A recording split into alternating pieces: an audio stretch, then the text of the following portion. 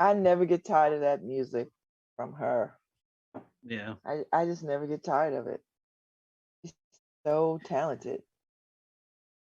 Yep. That was Tabissa. Visa. Mm. Tabissa Rich. See her in concert, Harry. He is very talented, fighting energy. She is. I mean, she really is. She is. And we're live. You're listening to LoveBabz Love Talk on WNHHLP 103.5 FM. This is the second hour, the LoveBabz Love Talk show. And I don't give a damn if you don't like the second hour, you're going to get some.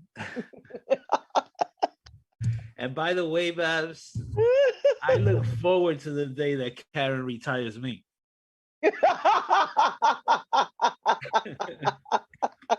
Harry's like, listen, I ain't one of them men. My wife come home talking about, I'm Harry, you retired. That's right. Woo! Harry, that cracks me up. That cracks me up. You have to go see her response. Do you know Tabitha Brown? No. She's really lovely, Harry. Listen, she got me buying them goalie things. Harry, let me tell you something. Ever since I bought those things, I have been sleeping so well. I take 2 a day. I really should take I think you should take them twice a day, 2 twice a day. But I always forget to take them in the morning. But I always take them at night. And they have really made a difference in my peacefulness. I'm not kidding. Yeah, I don't know if I'm rejecting all of these vitamins and medication I'm taking, because it's like I'm choking them down every morning now. They stay stuck. Okay, you might be taking too many. It's like, might be taking too many. Taking a lot. I'm doing the backup on the immune system, just in case the vaccine don't work. Might be taking too many. Woo! Oh yeah, my God. Like rappers and all of that stuff, like if you look at who they're usually with the people they started with. Their ride or dies. Yeah. And that's how, for me and Karen, if she turns rich, I ain't going nowhere. Well, no. I was with her when we were in freaking, Well, that's Tabitha Brown's point too. Motel. She was like, listen, we were poor together, very poor together. And he took a job to support her dream. He became a cop to support her dream and stuck with it, So I just love them. I love their story. I love it. We need some good stories. So God knows the world is crazy. Crazy, Harry. And the world has always been crazy. It's just that we have more access to the news. And to be fair with Wendy Williams, that's her story. So she's talking from her experience. So, and I get it, and I've heard a few women who've been basically taken advantage of by men.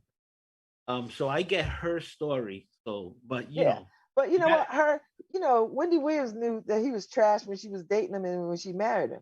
But she thought, I could change him. And this is where women get in trouble. I could change him. But I don't want to. That's a day for another show, because we got Monte Frank coming on, and he's going to help us understand ranked choice voting, Harry, particularly that what happened in New York. So I want to know all the things about what happened in New York. And what's his name? Eric Adams. Is that his name? Eric Adams. Yeah, he seems to be well liked. So you know who he's running against, Harry? The Republican. You know who the Republican is? Who is it?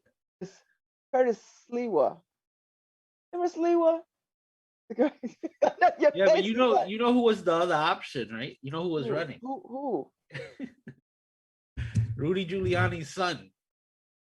He got a son? Yeah. Oh, right, he does. He's a dummy too. I You saw remember? him. You remember when he was young? Oh, he was that kid that was and they used to antsy. act out crazy. And clearly he hasn't outgrown it. So that's who the other option was. Oh, So, I forgot about him. Oh, because you know what? He had a press conference a while back talking about his father. I never made the connection that was that was that funny looking little antsy kid who couldn't behave himself. Oh, Lord have mercy. Now he's an adult who can't behave himself. All right. yeah. Now Apple don't fall far from the tree. keep in mind, this guy, what's his name? The one who won, Eric Adams. Yeah. He ran on Law and Order because of all the crime in New York. Well, he ran on some kind of law and order, not yeah, not that Giuliani law and order, not that stop and frisk, let me beat you to death. Right, but he's, because he criticized, because I think it was De Blasio who basically took away $1 billion from the police fund. So so he's talking about putting more people on the streets and everything. I don't think that's what's needed, but all right. So I mean, he's an ex-cop, so he sees crime and he says, "Hey, ex-cop, yeah, whatever, trust me." So that's and people are feeling it in New York. The crime is crazy. Well, because people want simple answers to complex issues. They want simple answers to complex issues rather than get to the heart of what is happening. They want a band-aid.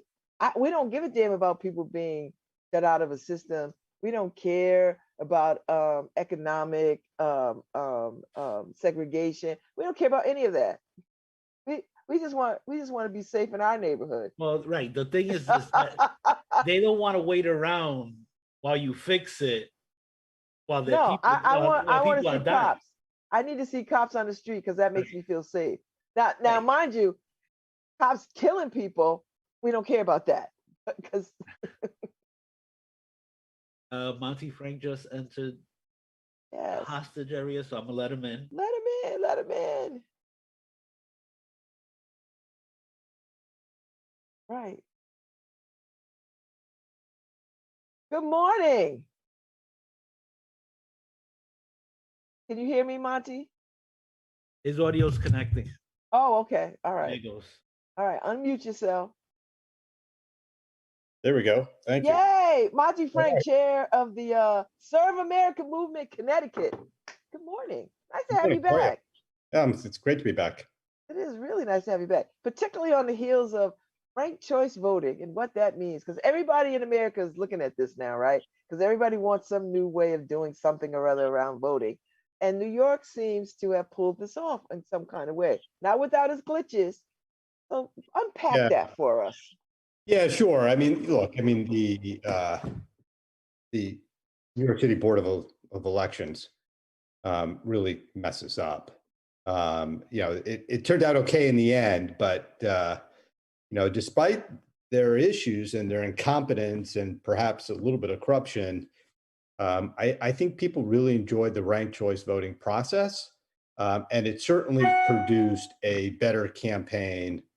Out of the pool, obviously, Eric Adams emerged as the victorious mayor. Going to the general election, and will likely be the next mayor of New York. So, what is ranked choice voting? So do we say ranked or rank? Ranked. RANKED. Essentially, it's an automatic runoff. So it allows people to go into the booth and rank their candidates. In New York, it was from 1 to 5. So what it does is it forces candidates to compete for those second and third and fourth and fifth place spots. And in doing so, it forces candidates to play nice in the sandbox because you have to build a broad coalition.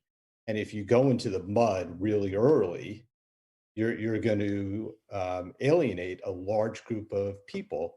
And that's going to force you to run to the edges and not really build that broad coalition that Eric Adams did. So what you saw in the New York City election cycle is people were playing nice in the sandbox. They were talking about what they were for. What are their positions? How would they govern? And trying to appeal to voters to vote for them rather than don't vote for the other person. And to me, that's a real refreshing change from the politics that we've seen. And hopefully it'll be something that we'll see eventually in Connecticut. So who else around the country is doing ranked choice voting? New York is not the only one, right? No, New York is probably the biggest city to do it, but it's been Mm-hmm. done for a while in other cities. Maine has ranked choice voting.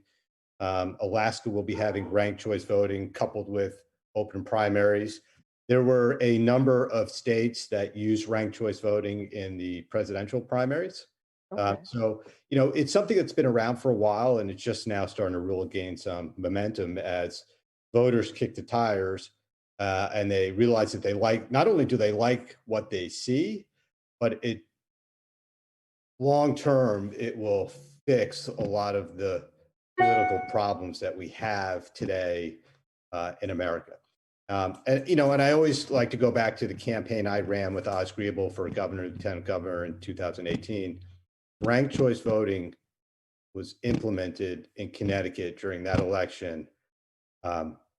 I am convinced that if Oz Griebel would not have won that election, he would have become real close, because it just levels the playing field, and candidates can compete for who's got the best ideas, who appeals to the broadest coalition, who's got the most integrity, who can really transform the state.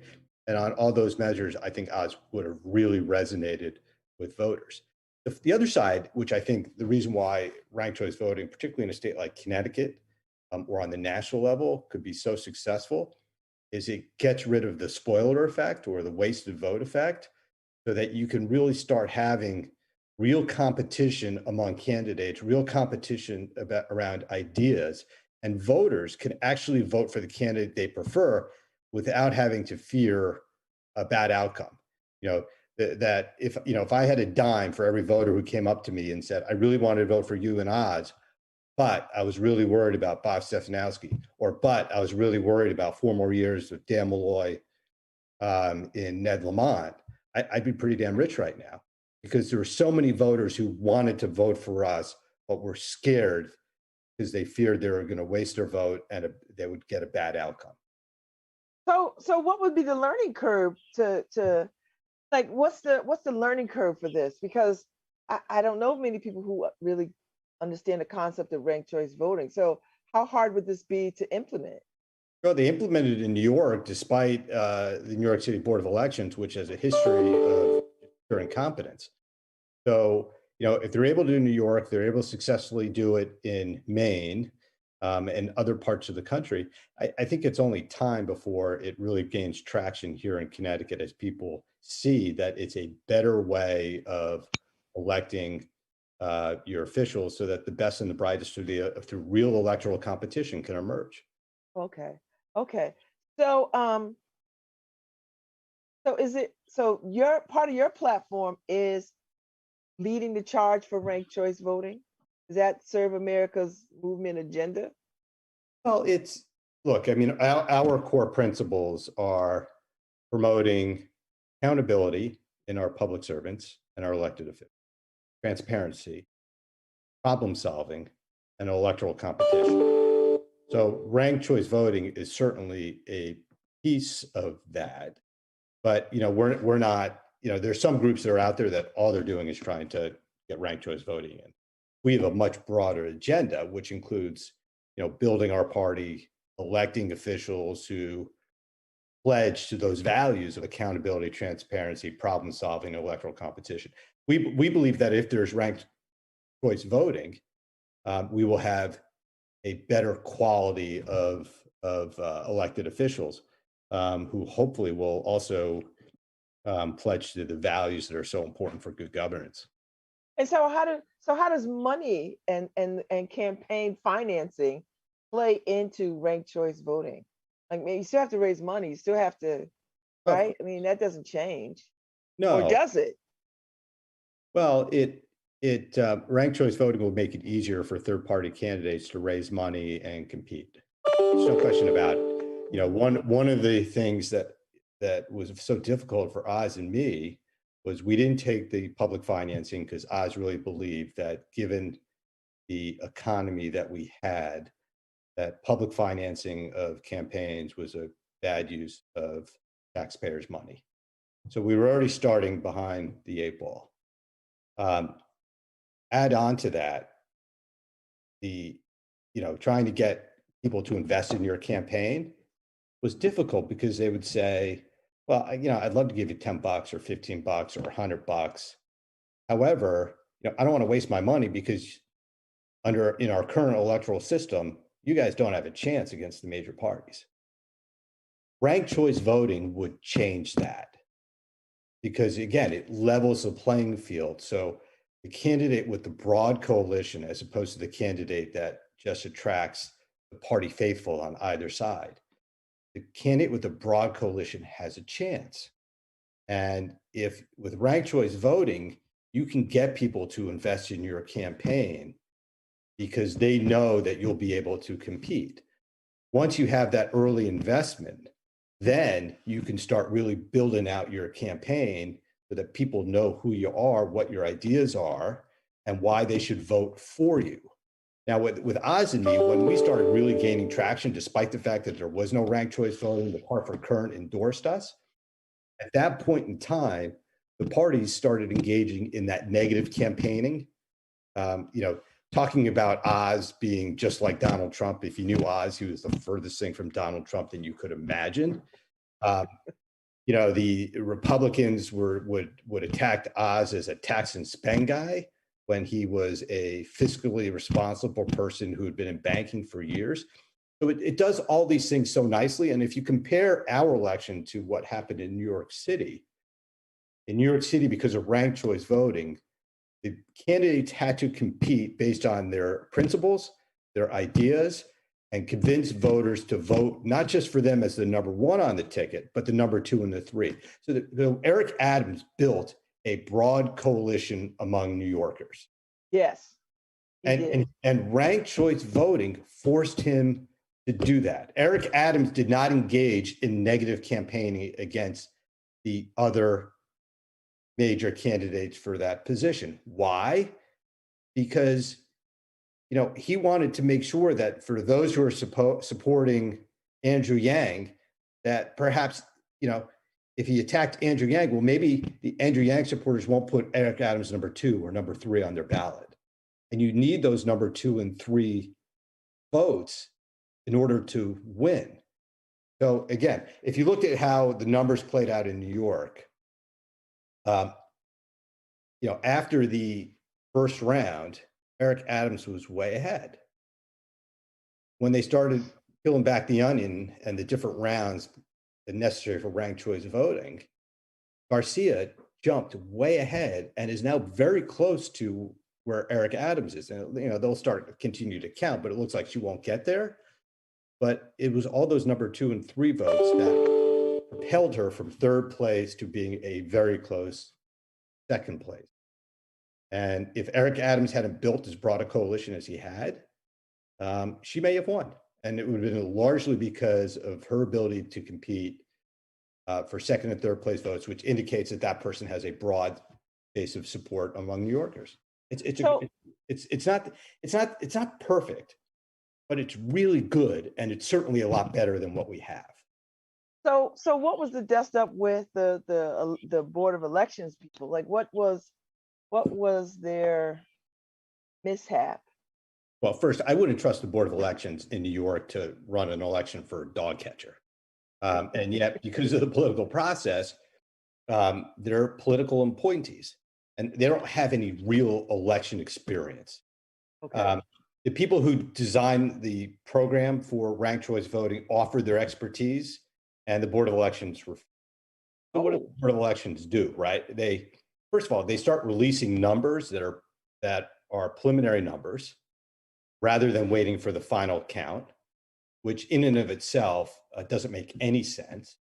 And what they did was they released numbers where there were 135,000 more votes than were actually cast. So as soon as those numbers came out, people looked at them they were like, this is crazy that there are 135,000 more votes in your tally than were actually cast. They pulled back those numbers. What happened was they had run a test of the system with 135,000 votes in it, and they forgot to zero out those numbers. So there were actually Do you think they 135,000. forgot, or I mean, do you feel like they really forgot, or are they just, I mean, are they really that incompetent? I think they are. I really think they are. And, if you talk to those who've been involved in New York City politics for a long time, they'll point out instance after instance of actual incompetence by the New York City Board of Elections. So much so that the New York Times, in an editorial, has called for just redoing the whole system and get rid of the board so that they can actually have independent, competent people running their elections. Yeah, you would think that they would want that. Yeah. And what bothers me is ranked choice voting in the New York City election really worked. It accomplishes everything that you would have hoped for. And yet, because of the taint that is being put on this election, because of the incompetence of the Board of Elections, it may delay implementation of ranked choice voting in Connecticut. Oh. Huh. Look, we already know that the Democratic leadership does not want ranked choice voting. Why? Do you know why? Yeah, of course. They're in power. They control every aspect of government in Connecticut. Are you suggesting the Republicans want it too? I think the Republicans might actually, I've heard rumors that the Republicans may be interested in trying it in their primary. Look, I'm not a Republican. I never will be a Republican. But I certainly, as Sam, we welcome Republicans into our House. But if you look at how over the last couple election cycles, the Republicans have not done a particularly good job of putting their best candidates forward. Bob Stefanowski won the primary to run for governor on behalf of the GOP with less votes than could fit into Yankee Stadium. That is far from a broad coalition of Republicans. And what we've seen from the Republican Party and their nominees and across the state is many of them often have to run pretty far to the right in order to convince town committees to support them or to make sure that the party faithful supports them. And as a result, I think the Republican Party has been underserved in candidates that have emerged to run for office. So what would have to happen to have ranked choice voting here in Connecticut? Like there has to be some kind of groundswell of support. There has to be, and there would have to probably be some change of seats within the legislature. The Connecticut is the land of steady habits, and in some instances, we're the land of steady bad habits. And if you look, and I wrote an op-ed about this, we talked about it.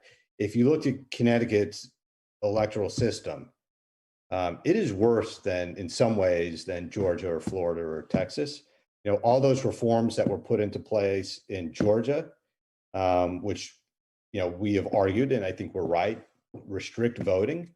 Even with those restrictions, some of those things are still better than we have in Connecticut. So, for example, they brought down the number of early voting days to 19. Well, that's 19 more days than we have in Connecticut. They restricted the ability to get absentee ballots in some instances. In Connecticut, it's very restrictive as to how you can get an absentee ballot. I thought there was some movement underfoot to change that. Yeah, there is some movement, but and this gets to your point, how do you change it? In order to change it, you have to go to the legislature. So in Connecticut, it requires a constitutional amendment, which means that it has to pass through the legislature with a supermajority in one session or a majority in two consecutive sessions in order to get to referendum for the voters to vote on it. We do not in Connecticut have any ability for the people to directly put a ballot initiative for referendum. And when people here mess with the Constitution, they get all flipped out. Of course. And so, we don't have early voting. That will go to referendum finally. Absentee ballots, it passed through the legislature with a majority, not a supermajority. So for no excuse absentee ballots to become available in Connecticut on a permanent basis, it's got to pass through the next session of the legislature by at least 50% of the vote, and then it'll go to referendum. And if the people like it, then we'll have it. So the legislature has put, by way of the Constitution, the legislature is the gatekeeper for what the people can vote on in a referendum in Connecticut. And it's very difficult to get to referendum in Connecticut. So if the Democratic leadership does not want ranked choice voting, it will never come up for a vote in the legislature. And therefore, the people will never be able to decide those issues. So it's up to us, the people, to have this groundswell so that the legislature will do what the people want, or we change some seats in the legislature and start developing a real coalition behind it. Wow. Okay. So ranked choice voting is here to stay in New York. I mean, they're keeping it. In New York City. In New York City. So they're keeping it. For the Democratic primary. Yeah. For the Democratic primary. Okay. And so now the Republicans don't have this. They've got their they don't have ranked choice voting, or do they have it? I don't know whether the Republicans have it for their primary. I frankly, I didn't pay much attention to it. I mean, they shook out Curtis Sliwa, right? That's the name, Sliwa. He's their guy. He's their guy, and he's going to run against presumably Eric Adams and lose. Yeah, pretty much. Okay. I think that's inevitable. I think so. All right. So, so have you been paying attention to Adams? What do you know about him? Well, I've met him a couple of times as a result of the work I've done on gun violence prevention in New York. He's been a very strong advocate for reducing gun violence in the city. The fact that he's got a police background, and I think that's what helped him a lot particularly in these times with proliferation of gun violence, in winning the primary. And so now, does Sam take on gun violence issues? You all stand with people who take on gun violence issues? That's a great question. Unlike the major political parties or other parties, Sam is unique. It's different than any political party I've ever seen, in that we don't typically get involved in left-right political issues. We're not on the left-right political axis. So, if you're a liberal Democrat, you can kind of go down the list and you know what they believe in. What we're all about are these principles of good governance. And so I often get asked the question about, what about gun violence? What is your position on it? Well, we're in favor of creating a safer environment and solving the gun violence problem. But like anything else, it will involve a discussion, compromise, which in today's political world, if you look at what goes on in Congress, for example, the Senate won't even discuss gun violence. They never bring it to the floor for a vote, other than right after the Sandy Hook shooting, where they couldn't get the 60 votes necessary to pass anything. So, it's all about, can we have a discussion around gun violence to create a solution that will reduce it? And that's what SAM's all about. It's about principles of good governance, trying to create an environment where compromise and problem solving matters, rather than creating wedge issues, which gun violence has become, that allows you to raise money for your campaigns and energize the base on both sides. Okay. All right. So, okay. So you're not taking a position, just take a position on having the conversation. Look, I've been working hard on gun violence prevention since the Sandy Hook shooting throughout, not just Connecticut, but throughout the country. I chair the ABA Standing Committee on Gun Violence, American Bar Association Standing Committee on Gun Violence Policy Subcommittee. I've worked with something I created called Team 26, which raises awareness around gun violence, not just mass shootings, but also urban gun violence. in our state. I've worked with Project Longevity and all sorts of other things. So it's clear what I believe, but I'm not, through our party, going to say that everyone within our party has to believe everything that I believe. That it's that, and if you don't have a place in our party. That's what the Democrats and Republicans do now. And what we've seen, whether it's gun violence or immigration or climate change or any other major issue of our time, they profit by disagreeing with each other rather than trying to find a solution to the problem that will benefit the people of Connecticut or the people of the United States. So if you're asking me, do I dictate what our people have to believe? The answer is no. If you join SAM and you're an elected official under SAM, do you have to commit to problem solving? The answer is yes. And so by doing that, it will allow discussions with Democrats, Republicans, libertarians, independents, and you say, you get everyone in a room and you say, there are way too many people dying in our streets, in our cities. There are way too many mass shootings. People have unfettered access to firearms, and it's got to stop. And it doesn't mean taking your guns away. It doesn't mean disrespecting the Second Amendment, but there are things we can do as a society. There are cultural things that we can do. There are legal things we can do through the legislature to drive towards reducing gun violence instead of just creating wedges and pushing people into their corner.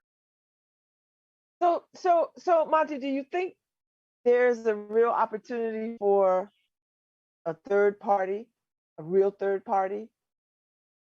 Oh, I believe it as strong as I believe anything. I mean, I'm firmly a believer, and you don't have to take my word for it. If you look at the latest polling, the Gallup poll recently came out where more than 60% of Americans favor a third party.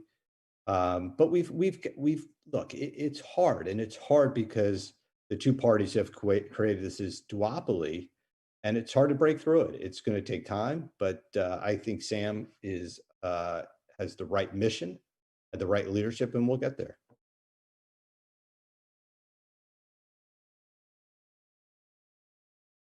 Oh.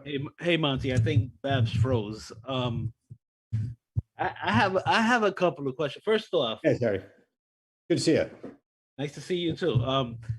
First off, I think with the polarization in America today, I don't see how. I mean, that might be the reason that you create a third party, right? But you almost sound like politically like a unicorn, right? Like you're talking about stuff, not actually kicking people out the party because they disagree with you. That's stuff that, like you said, the Democrats and the Republicans, you either have to be with them or you're against them. Right. So I mean, I'm with you. I'm right there. I'm not a Republican or a Democrat. I lean conservative, but I don't see it in my lifetime, a third party. But I wanted to ask you something about the ranked choice. Now in New York, you had Garcia, who was third, right? Well, it looks like she's going to be second. I mean, she's going to be second, but she was third in the first place votes. Correct. Way behind Eric Adams too. Right. So if she would have somehow pulled it off, do you think the people would have been happy with somebody who didn't get first place votes and ends up winning? That's what worries me about the ranked choice. That a person in third place could all of a sudden win the whole thing, and she didn't get the majority of the first place vote. Right, let me break it down this way. Hypothetically, you have three candidates. Okay. After the first round, it's split 35%, 33%. My math may not work out, but you have essentially you've broken the three candidates, and they're very slim margins. Not one of them has a majority. So what ranked choice voting does is it through the runoff process, whoever comes out will have more than 50% of the vote. If there's a candidate after the first round who is so good that they get more than 50% of the vote, you never get to the ranked choice voting. So by having this automatic runoff and reallocating second and third and fourth and fifth place votes, you emerge with a candidate who has a majority of the votes, which means they've been able to appeal to the most voters and create a broad coalition. That's the beauty of it. And I get it, but and I'm hitting you with stuff that I've heard the last few days. I've tried to explain ranked choice to a few people, and really their thing is that they're used to the person getting most of the first place votes winning. So they feel that this is, and New York didn't help, by the way, with the corruption there. Right. So people looking at it actually feel like this system actually somehow allows for elections to be stolen. Because even though the first place guy got most of the votes, the first place votes, he could not win. So that's the stuff that I've been hearing. But a lot of people still don't understand ranked choice. Yeah. Yeah, no, it doesn't allow the elections to be stolen. It's just a different way of calculating who the winner ultimately is. Hey, Babz, welcome back. I don't know what happened.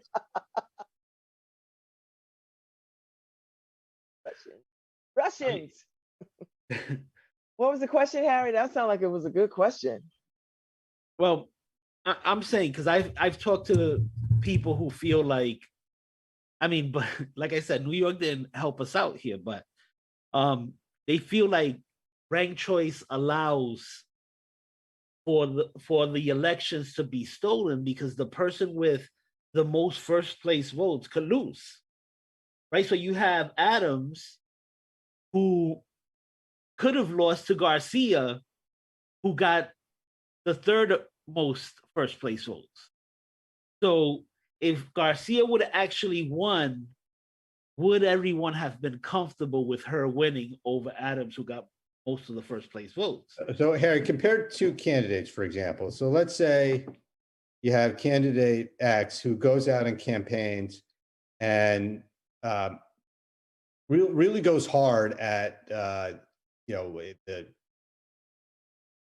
party faithful and campaigns negatively, and as a result doesn't attract a broad coalition. And then you have candidate Y, who talks to a broad coalition of their constituencies and talks about what he or she would do for New York or wherever it is, and really works hard across party lines to appeal to the largest group that they can. So, that person gets a lot of second and third place votes because the voter says, I really like this person, whether it's the person who emerged number one or not.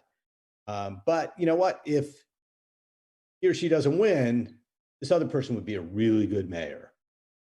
And that's what ranked choice voting brings out. It allows the person who's willing to campaign positively about what they're for to go out there and campaign on issues that matter to the broadest constituency possible. And so if Catherine Garcia was able to do that because she resonated with a lot of New Yorkers by saying, you know what, Eric Adams may have been my first choice, or Andrew Yang may have been my first choice, or Scott Stringer may have been my first choice. But if they can't win or they don't win, Garcia would be a really good mayor, and I'm willing to support her. That's a good thing as far as I'm concerned. And look, we'll see over time, particularly in New York as we go forward, whether or not it works. But it seemed to have the process for trying to decide who's going to be the next mayor through the primary system with so many different candidates who had really good ideas, but to see one emerge with a broad coalitions, I think that's exactly what you want. I mean, it's interesting. I'm not completely sold on this because of that same thing, right? So because somebody was everybody's third choice, second and third choice, they could win. Like, I don't think the Adams people would have been happy losing to somebody who got the most third and second place votes. All right, so Harry, compare the election process that we have in place in Connecticut or anywhere else in the country that doesn't have ranked choice voting with what you saw in New York. You have two candidates who emerge, who engage largely in a lot of negative campaigning, spending a lot of money on TV, trashing their opponent, instead of going out there to try to convince voters that they have the best ideas to create better lives for the residents that they will serve. So does that only work if somebody's trashing somebody? Like, what if my guy isn't trashing anybody, but still comes up third or fourth or whatever? Like, I mean, if you look at what happened like, in New York, it was a very positive campaign on the issues where the candidates were looking to appeal to a broad constituency. They had to compete for those second and third and fourth voters. Those second, third, and fourth places mattered in the rankings. And you can't do that if you are trashing, your opponents.